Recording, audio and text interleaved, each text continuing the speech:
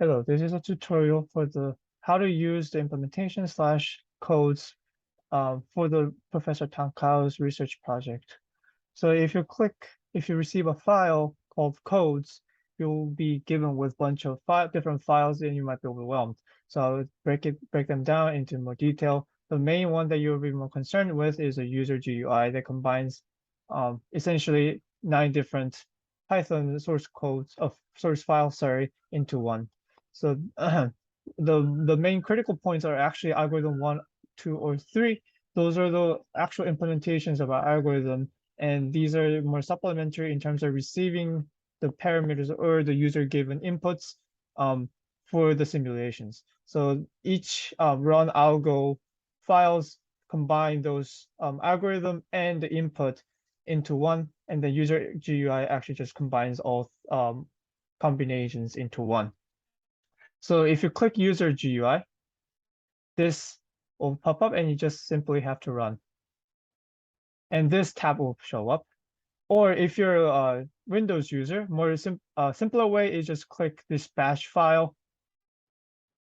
Yeah, and the same tab will show up. The only difference is that depending on how you run the code, if you run it with VS Code like I have, all the outputs will be shown on this terminal. Whereas if you run the batch file, another terminal, a tab will show up. And I actually recommend for the Windows user to use this because there will be a lot of output that you can see while the simulation is going. So as I said, there are three different algorithms. The first one is one agent moving around one static obstacle around to reach a destination. So if I press the button called one agent, this tab will pop up. This is where you put your own inputs.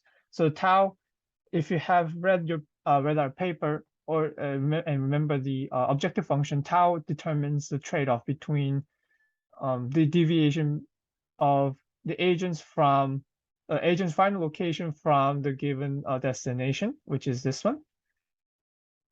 And it's a trade-off between the deviation and the energy spent to change the velocity, meaning how much normal cones were activated when it would touch the obstacle.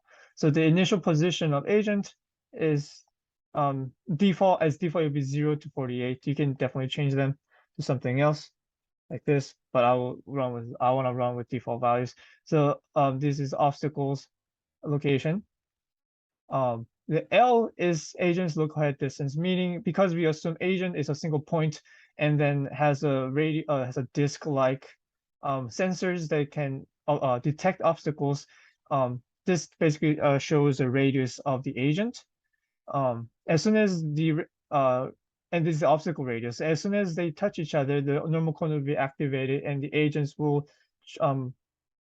go around the obstacle. And this is the ending time, the given time the agents have to reach the destination. So if I press submit, some algorithms, especially the first one, might take a while because of the heavy computations. And especially for me, it'll be very slow because I have the recording going on my same device. And as you can see, as soon as I press submit button, there will be all the values from tau 1 to 10 will be automatically calculated and given. So they will be the control values of tau 1. And this will be the time when the agent touches the obstacle for the first time. And this is when it leaves, and this is the cost function. And as you can see, the agents are moving around the obstacle. And as you can see, it doesn't actually get to the destination because there's you have to take account of the energy. So if I actually increase the value of tau,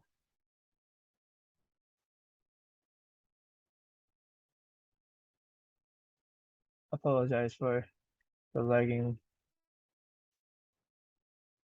response.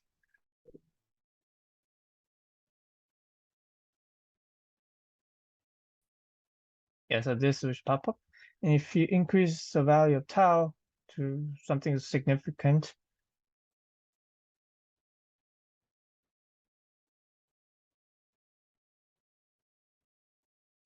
once again, this is a heavy computation. So once it's running, I recommend you not touching anything on your computer, otherwise it might crash.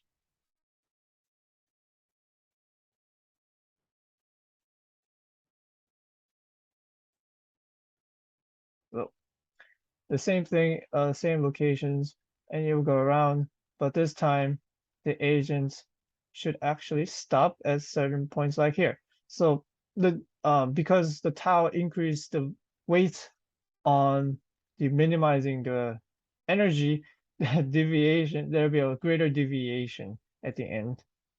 So that was the algorithm 1. And algorithm 2 shows the interaction between two agents in a corridor fashion while they're going to the single destination. So the parameters are slightly different from the first one. We don't have the initial position of, or the position of of obstacles, but we have initial positions of two agents. As I said, you can definitely change them to some different values. Only caveat for this one and the third algorithm is that if the agents are not satisfying the corridor assumption, meaning if they're not in a single line toward the destination, in default values they are, but if you change to something 0, you get some error, meaning it doesn't work. So if I run it again with proper values of proper inputs, if it's loading.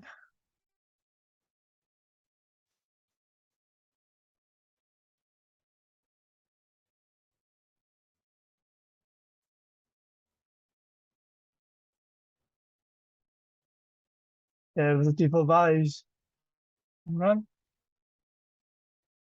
and the agents are moving a single line toward the destination, and they have different velocities until they touch each other, and the normal clones for each agents are activated to match the same velocity. So that was second algorithm. The third algorithm is very similar to the second algorithm, except for it has 3 different agents. So you have 3 different initial positions, destination, and 3 different radiuses you get to choose. So another warning is that even if you don't press submit and just exit out, it will still calculate and simulate. So same thing, they have different velocities, and then at the end they have some velocities toward the destination. And that's it. Thank you for watching, and thank you. Have a nice day.